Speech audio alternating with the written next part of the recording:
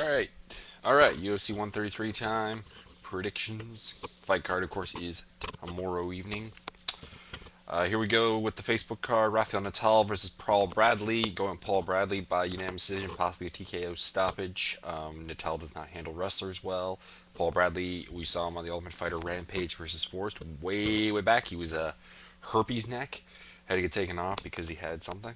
And we didn't really get to see him fight. Not the most exciting fighter, as Dana White pointed out on the show, but he's a very good wrestler and he has some heavy hands. And that tends to be trouble for Natal. Mike Brown versus Nam Pham. Mike Brown, if he can get off of his recently depressed ass and bring the fight, he should win this fight. He is, I think, a better wrestler than Nam Pham, a more powerful striker, and I think he's able to deal with anything Nam Pham has on the ground. I'm taking it by unanimous decision because Nam Pham, pretty hard guy to finish. History has told us, and I'm just not, that confident in picking Mike Brown to finish anyone at this point. Johnny Hendricks versus Mike Pierce. Going with Mike Pierce, although I have a tendency to get Johnny Hendricks fights wrong.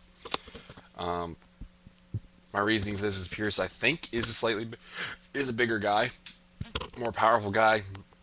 Gave John Fitch all he could handle, and I just see him being able to out wrestle Johnny Hendricks to a unanimous decision. Also, some heavy hands, so finish is not out of the question. Ivan Menjivar versus Nick Pace. Ivan Menjivar all day. Nick Pace is just not a fighter who, in any way, impresses me. He's good enough to be in the UFC. He's won some fights in the UFC. Don't get me wrong, but Ivan Menjivar, I think, is a chronically underrated fighter. I think Ivan Menjivar will take this fight now that he's gotten comfortable down at 135. Probably via TKO. The Spike TV portion of the card, Chad Mendez versus Ronnie Yaya, going with Chad Mendez on the basis of Ronnie Yaya. Well, he's getting better with his striking, is still, I think, a worse striker than Mendez. I see Mendez being able to shrug off any takedowns he throws. Then again, I thought Mike Thomas Brown could do this against Yaya, and it did not happen. We're going to find out if this is a bold step forward for Ronnie Yaya or just a massive step backward for Mike Thomas Brown. Anyways, Mendez by unanimous decision in a fight that kind of looks like his fight with Omigawa, I think. Matt Hamill versus Alexander Gustafsson. Back and forth on this a lot. On one hand, you have Gustafsson, a lot of knockout power, very strong guy, physical specimen. That being said, Matt Hamill, I think, a good wrestler, very tough guy. After thinking about it a lot and, looking at a couple other people's videos, admittedly, I'm going to go with Gustafsson. I see this fight kind of looking like the Rampage fight a little bit, with Gustafsson winning by decision. I'm a little surprised people are saying Gustafsson is going to finish him because I don't see him having quite the takedown advantage that he had or that Rampage had over Hamill. And I do question. I think Hamill might get him down to the ground a couple times, might steal around, but Gustafsson takedown defense looks pretty good. I think he'll keep this one standing for the most part. And if you can do that to Hamill, and your name isn't Mark Munoz, you'll probably win. And then onto the main card, Mike Pyle, Rory McDonald. Bit of a tough call. In the fact that Rory McDonald hasn't really been tested against a wrestler. Mike Pyle is a very well-rounded fighter. I mean, we've been very impressed with Rory McDonald beating Nate Diaz. Mike Guyman's a wrestler, but an aging, retiring, never was really that good wrestler. And Carlos Condit, of course. Excuse me. Or a very undersized wrestler in Clay French back in the day. Nonetheless, this is the biggest test he's faced. Pyle, very good wrestler, good striking, good grappling. That being said, I'm going to take Rory McDonald by decision.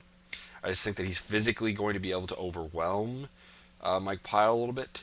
Mike Pyle does tend to struggle a little bit with the hyper athletic guys, so we will see. Then again, he completely derailed the John Hathaway train, so we'll see if he can do that to the Canadian equivalent, Rory McDonald. Then we have George Rivera versus Konstantinos Philippou. Why is this on the main card? Holy shit. This is really a do not pick for me. Rivera's chin is kind of useless. Philippou is a pretty good wrestler, but doesn't really bring a lot of other things to the table. I'm gonna go with Rivera by a TKO, but this is not a fight that just in general should be happening. To be quite frank, this is like throwing Rivera a bone, basically. Brian Ebersol, Dennis Hallman, going with Brian Ebersol, bigger guy, better wrestler, I think, than Hallman. Hallman's striking is overrated because of the Kara Parisian fight. Both guys are, I think, getting a little bit older, but Ebersol, I think, just has more in the tank at this point. Really, this main card, two of the fights on it just baffle me as to why they're there, and that's those last two fights. Vitor Belfort, Yoshihiro Akayama. Akayama fighting for, in theory, his career in the UFC. Then again, three straight losses to what he's going to be losing to. A little bit messy, I guess, is where I'm going to go with this. I mean, how many people don't usually lose three straight fights against the likes of Bisping, Lieben, and now Belfort? I mean, they're not unbeatable, but they're certainly not chumps. They've not given him the easy path. His other fight was against Alan Belcher. The problem is, though, you look at the Lieben fight, you look at the Belfort fight, or not the Belfort, but the Belcher fight, and Akayama seems to be having a hard time handling strikers during his UFC run. I don't know if it's the overseasness. I don't know if it's trying to train at a camp that he doesn't speak the native language.